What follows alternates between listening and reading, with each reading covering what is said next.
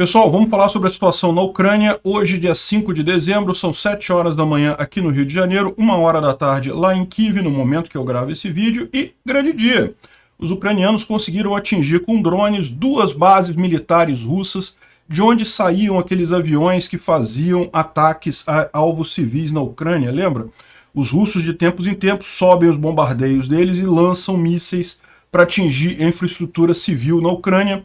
E essas duas bases, a base de Saratov, na verdade a base de Engels 2 em Saratov e a base de Ryazan, eram bases usadas para isso, né? A informação é que pelo menos 2 Tu-95 tenham sido destruídos aqui em Engels 2 e também houve um avião destruído aqui em Ryazan. A gente ainda não tem a figura completa do que aconteceu nesse ataque, mas as evidências são grandes aí, né?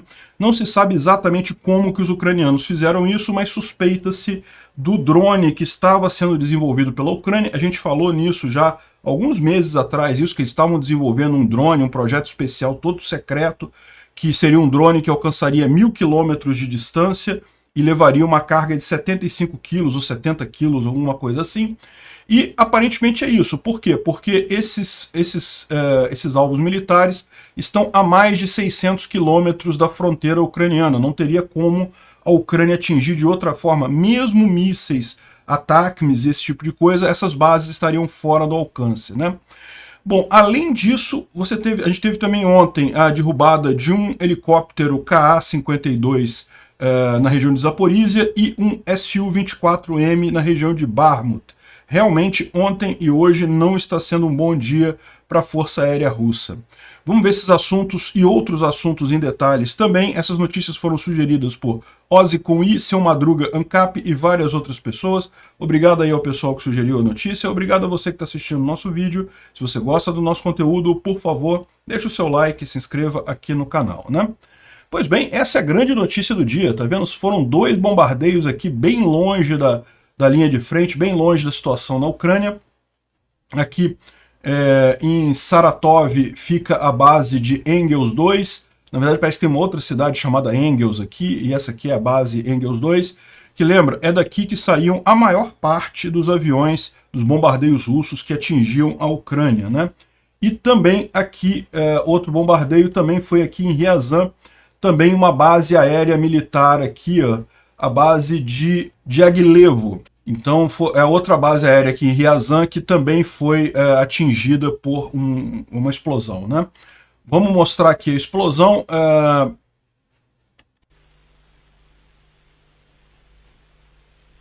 Uma explosão significativa. Isso daqui, essa explosão aí não foi só 70 kg de explosivo, não. Se foi esse drone ucraniano que leva 70 kg de explosão, é porque ele atingiu alguns dos mísseis que estavam ali na região.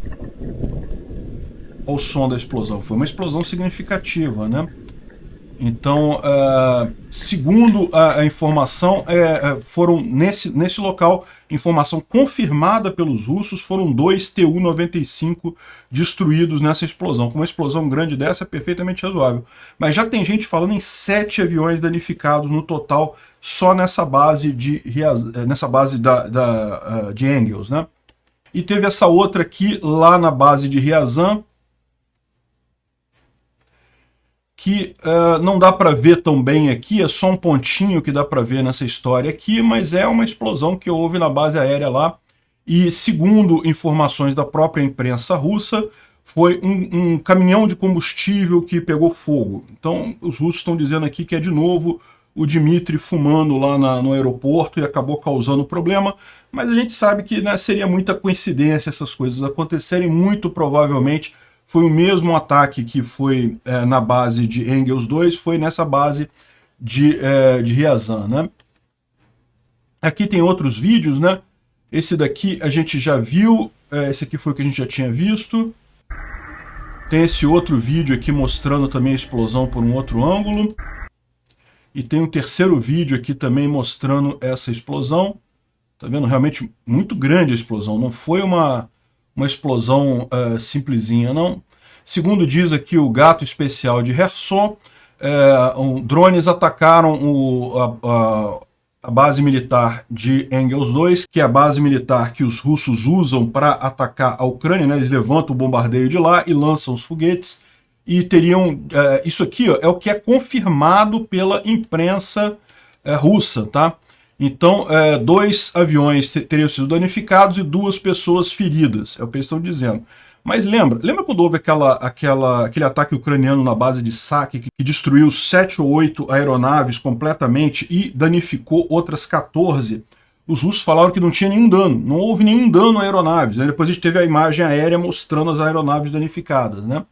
É possível que, o pessoal está falando que o céu está limpo nessa região ali do aeroporto de Engels 2, da base aérea de Engels 2, então provavelmente a gente vai ter em algum momento imagens de satélite mostrando a destruição real que foi causada por isso, né?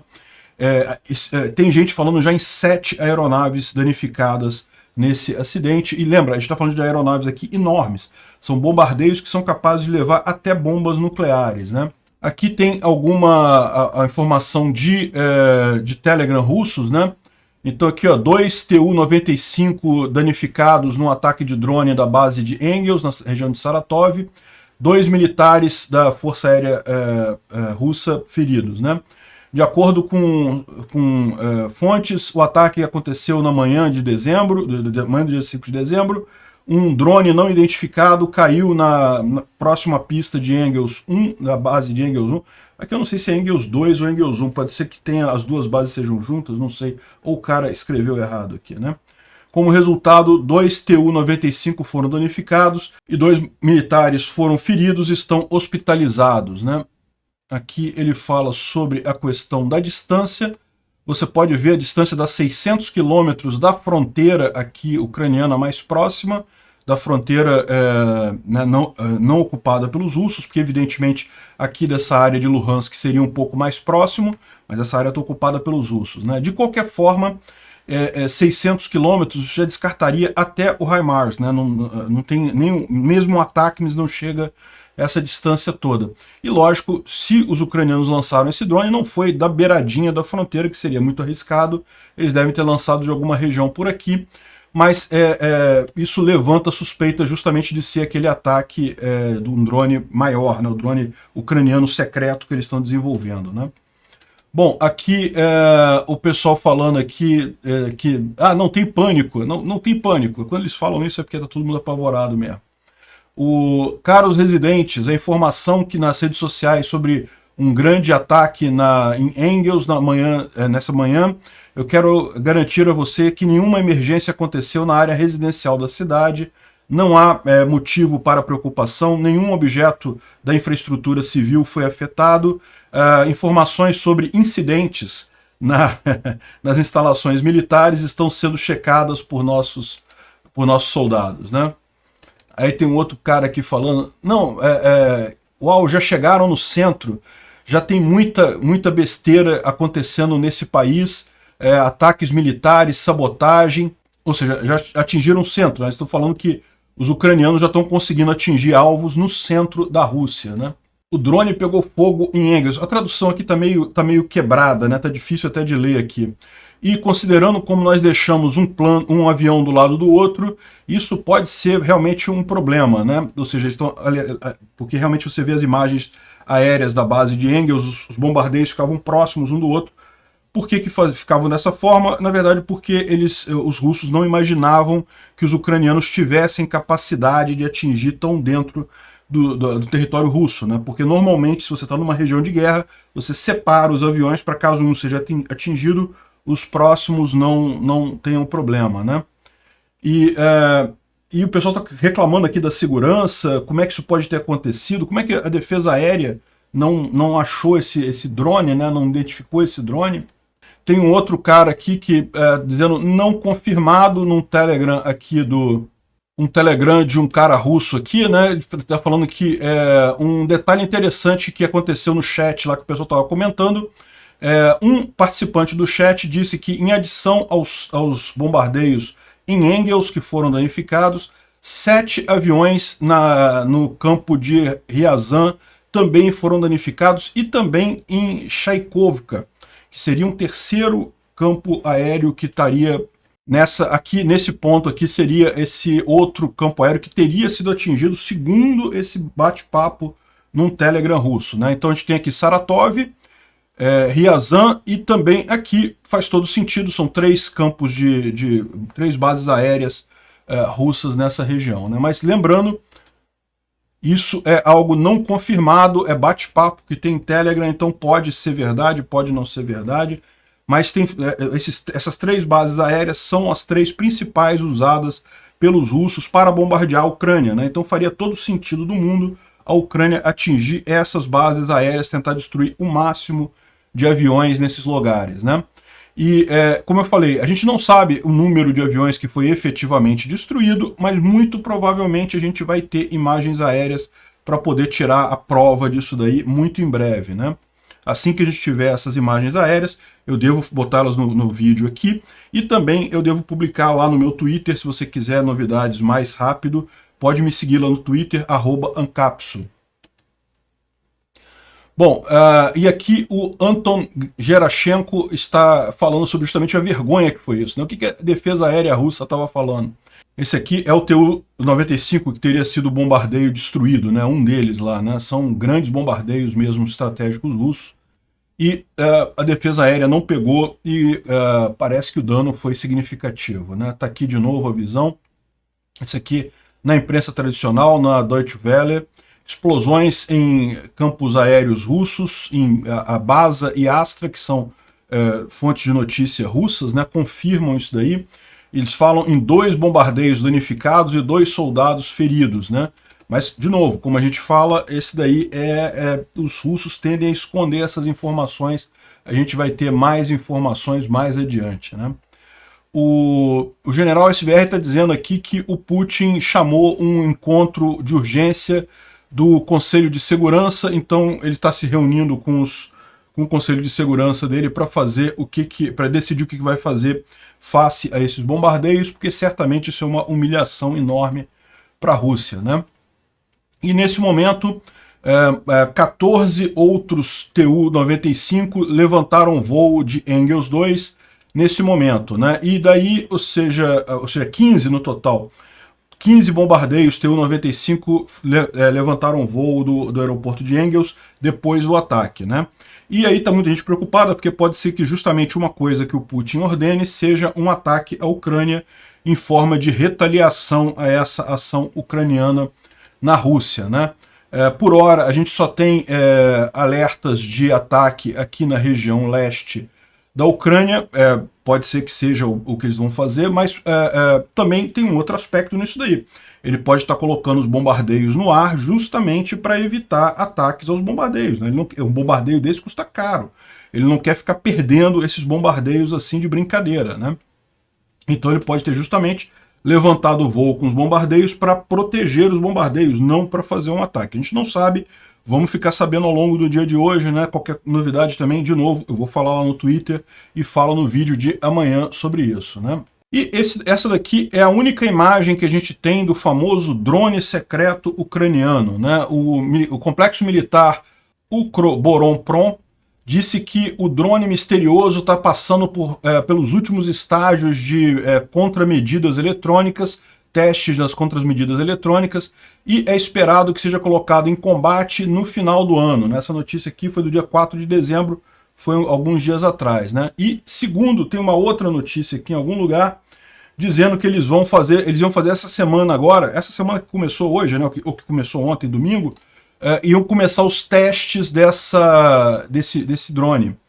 Será que foi o teste do drone? O teste que eles estavam fazendo? Porque justamente é uma explicação para alvos a 600 quilômetros de distância serem atingidos, né? Um drone que saiu da Ucrânia e atingiu essas bases lá na Rússia. É possível também você imaginar que tenha sido um ataque iniciado no próprio território russo, né? Os ucranianos já infiltraram antes serviço secreto no território russo, então pode ter sido um drone também, mas lançado mais de perto. A gente não sabe exatamente o que aconteceu, né? Mas se for o drone ucraniano, a informação aqui, ó, tem aqui o mapa de toda a área que pode ser atingida por esses drones a partir da Ucrânia, né? E inclui Moscou, como você pode ver aqui, e mais um bocado de coisa, até São Petersburgo também ainda estaria no range desses drones, então isso pode se tornar realmente um problema para os russos, né? Ou seja, finalmente, e lembra, essa arma é uma arma ucraniana, ela foi desenvolvida na Ucrânia. Porque, lembra, o Ocidente, quando deu armas de longo alcance para a Ucrânia, fez questão de fazer um acordo dizendo que a Ucrânia não pode usar, por exemplo, o HIMARS no território originalmente russo. A Ucrânia pode usar HIMARS em todo o território ocupado, na Crimeia inclusive, mas não em território russo. Em território russo eles não podem usar o HIMARS. Agora eles têm uma arma em que eles podem atacar os russos bem dentro da Rússia, né? Isso certamente gera uma situação de insegurança, porque como essa arma ela é ucraniana, ela não está nesse acordo com o Ocidente, ela pode ser usada agora em qualquer lugar, né? Então realmente é impressionante. Se for isso, é uma coisa revolucionária nessa guerra, mudou o tipo de guerra a partir daqui, né? O Dmitry traz aqui várias traduções de bate-papos nas redes dos russos, lógico, todos preocupados com esse desdobramento de hoje cedo, né? E as ovelhas na retaguarda continuam a demonstrar sua absoluta incapacidade, né? Nem em saque na Crimeia, Veretny na região de Peskov, ou então os drones em Chayakovka, onde o Tu-22M3 são baseados, ensinaram alguma coisa para essas pessoas, né? Ou seja, a tendência de strikes contra campos aéreos nas forças aeroespaciais e, mais do que isso, nos locais que tem aviação com mísseis de longo alcance. Era óbvio que a Ucrânia ia nessa direção. Algumas vezes parece que esse pessoal pode ter uma bomba no seu bolso e não vão perceber isso, né?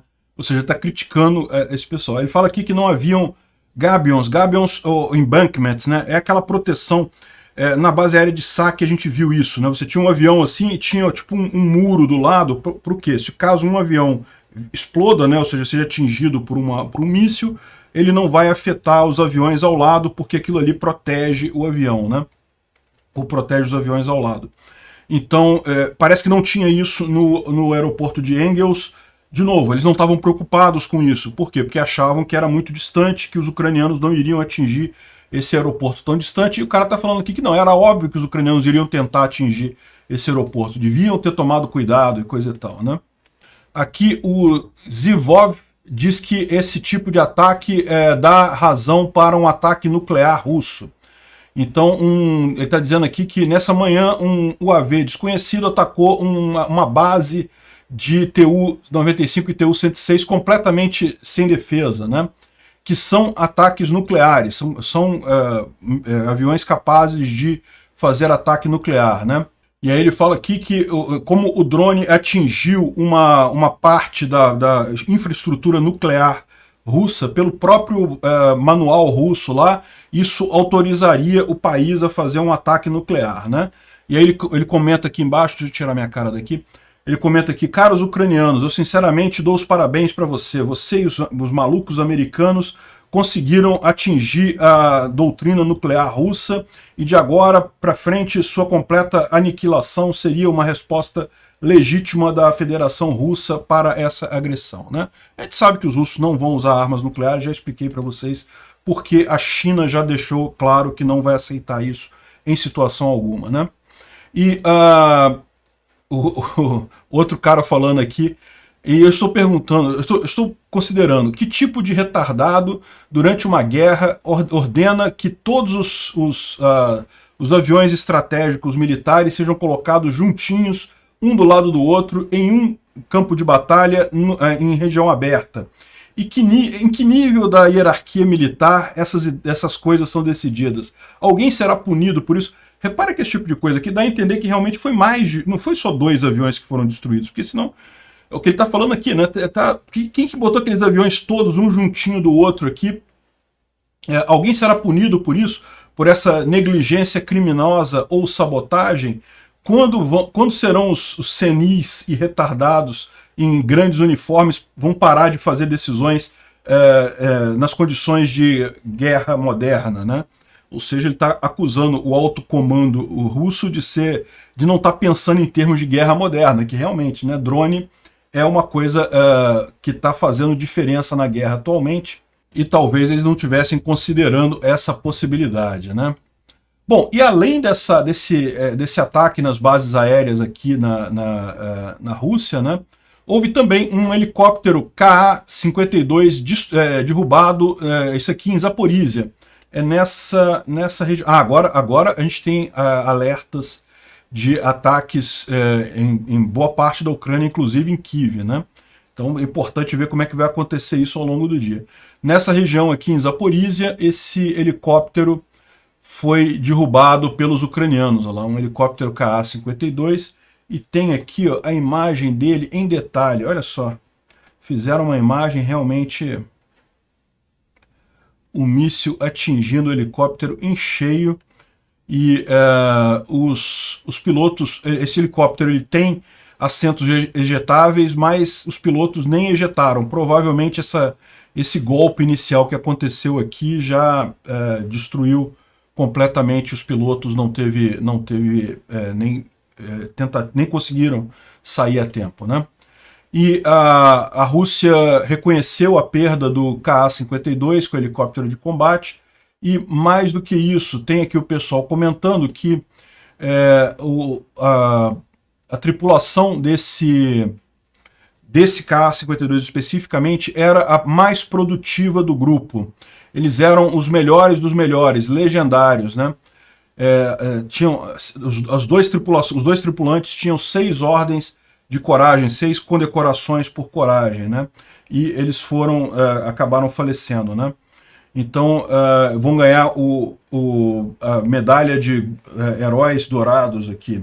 Enfim, mas é um bom sinal, né? Sinal que era um Ka-52 particularmente preocupante para os ucranianos, e agora não é mais, né? Além disso, também foi derrubado um Su-24M, que era o Blue 48, que foi derrubado próximo a Bakhmut, no Oblast de Donetsk. Parece que é esse avião aqui especificamente que foi derrubado, já foi identificado pelos destroços deles ali na região, né? Não tem imagem da derrubada desse avião, mas tem os destroços todos aqui já identificados, né? Bom, além disso, houve também, além dessas más notícias para a Força Aérea Russa ao longo do dia de ontem e na manhã de hoje, teve também aqui um ataque ucraniano à cidade de Donetsk, mais um.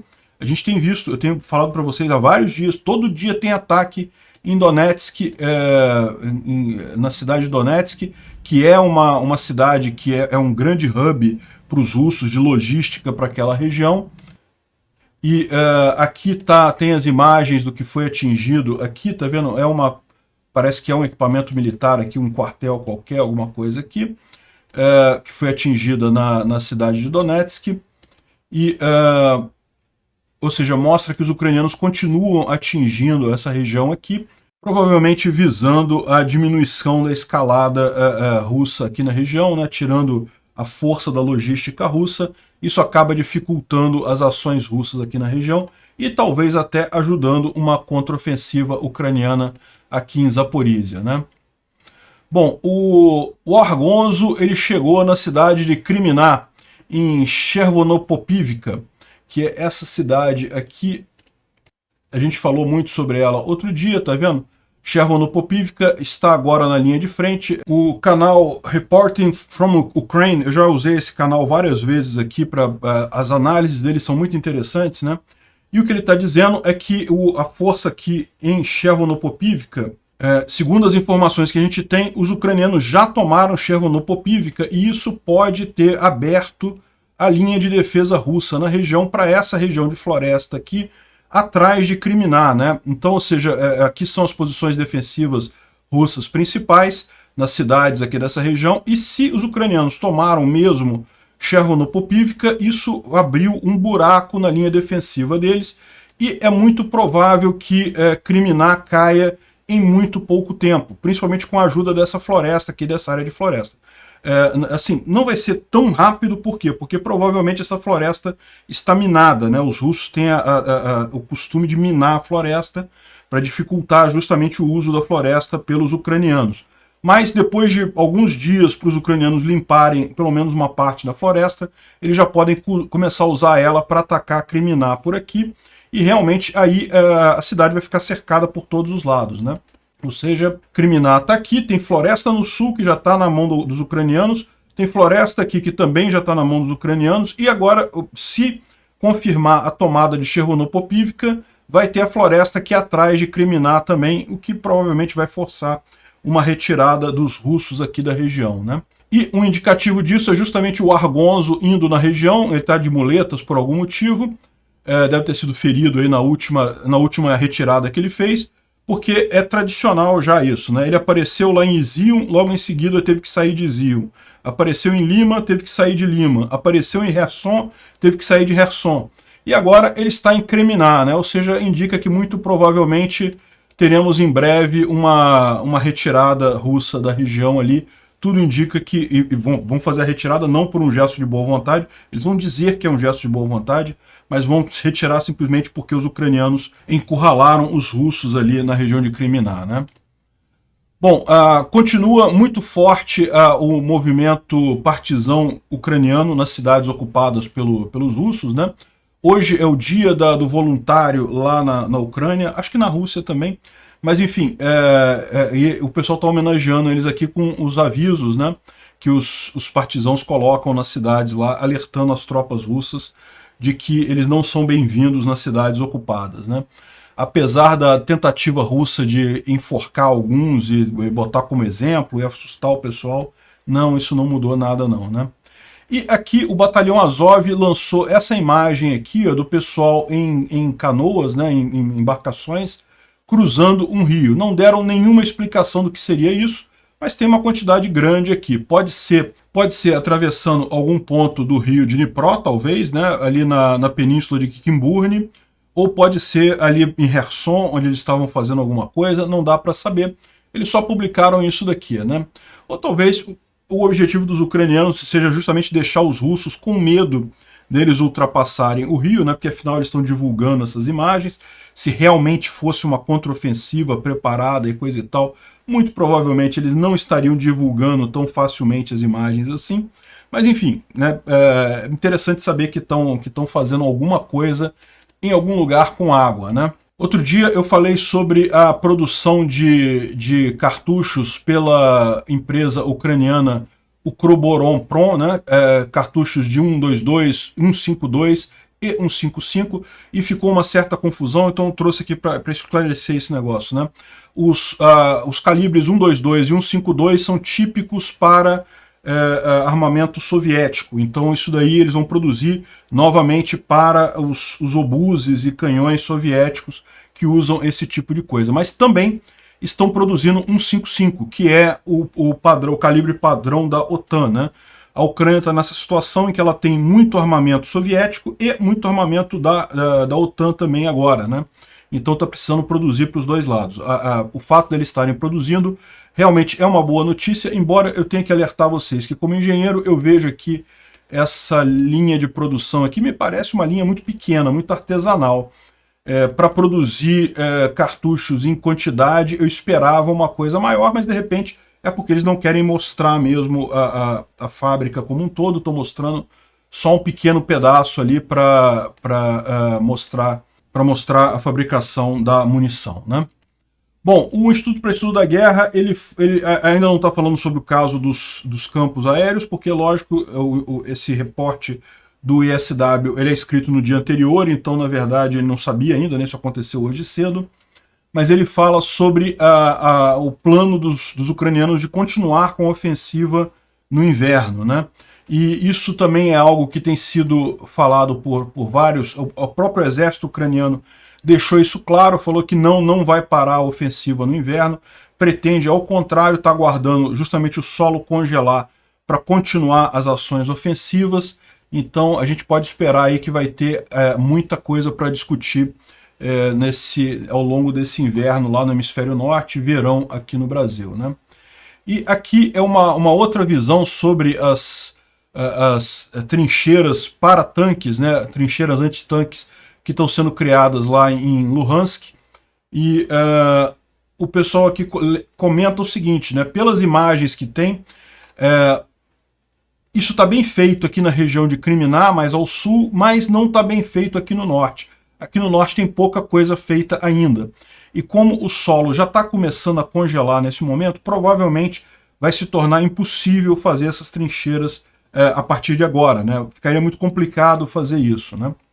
Então a conclusão que ele chega aqui é que na verdade essa coisa está muito incompleta, falta muita coisa, não vai ser um obstáculo significativo caso a Ucrânia consiga avançar nisso daí, né? Ele mostra que tem alguns lugares que já estão prontas, já tem grandes passagens prontas, mas tem muitos buracos ainda, muita coisa que não foi feita. E não tem trincheira de soldados, só tem trincheira antitanque, né? Então, a trincheira antitanque, sem a trincheira de soldado para complementar a defesa, ela não evita muita coisa, porque os ucranianos podem chegar ali com um batalhão de engenharia e contornar essa trincheira com muita facilidade no final das contas, né? A Comissão Europeia está discutindo o 9º pacote de sanções contra a Rússia, que vai incluir mais 180 itens, principalmente na área de tecnologia, finança e mídia, né? Então, interessante isso daí, bom saber que tem mais sanção contra a Rússia vindo por aí. A gente falou ontem sobre o bloqueio, né, o price cap, que o Ocidente colocou no óleo russo, então a Rússia só pode vender a 60 dólares o barril, no máximo, e a Jovem Pan traz aqui que a Ucrânia prevê o colapso da economia russa e pede que a população ucraniana aguente os cortes de energia. Infelizmente não tem outra alternativa, né? Na verdade isso daqui, isso é uma coisa curiosa que o pessoal coloca, como se a Ucrânia tivesse uma alternativa para a guerra. Não tem. A Ucrânia, se não lutar, ela morre, ela deixa de existir, né? Então, assim, evidente que a Ucrânia vai continuar resistindo a tudo que a Rússia fizer contra ela, porque, né, ela tem que resistir, ela não tem outra alternativa. Quem tem alternativa, quem pode escolher entrar na guerra ou não, são os russos. Os russos, a hora que eles quiserem, eles param essa guerra. É só tirar todos os soldados das áreas ocupadas e acabou a guerra, ninguém vai perseguir eles mais, né? Então, a Ucrânia falou que considera insuficiente esse teto, achou que foi muito alto. 60 dólares ainda é muito, né? Mas de qualquer forma já deve ser suficiente para dificultar muito a economia da Rússia, não tenha dúvida alguma, né? Bom, essa imagem aqui ficou icônica aí esses dias, né? Uma montanha de cartuchos de mísseis que foram usados pela Rússia contra a Ucrânia ali na região de Kharkiv. Então, realmente uma montanha de projéteis aí, quanta destruição, né? E só para complementar, nesse dia, no dia 5 de dezembro, em 1994, foi assinado o Memorando de Budapeste, em que a Rússia garantia a integridade territorial da Ucrânia. A Rússia se comprometia a jamais invadir a Ucrânia, a garantir a integridade territorial dela, em troca da Ucrânia entregar suas armas nucleares para a Rússia, né? E agora vem a Rússia dizendo que precisa de garantias de segurança para o fim da guerra. Realmente dá para ver que não dá para negociar com os russos. Como negociar com os russos? Os caras assinaram um acordo se comprometendo a não invadir e ignoraram completamente, né? Obrigado por assistir o vídeo até o final. Além de curtir, compartilhar e se inscrever no canal, considere se tornar patrocinador com valores a partir de R$ 1,99. Clique no botão Seja Membro abaixo para saber as condições e vantagens de patrocinar o canal. Mais informações sobre o nosso projeto, visite nossos sites indicados na tela.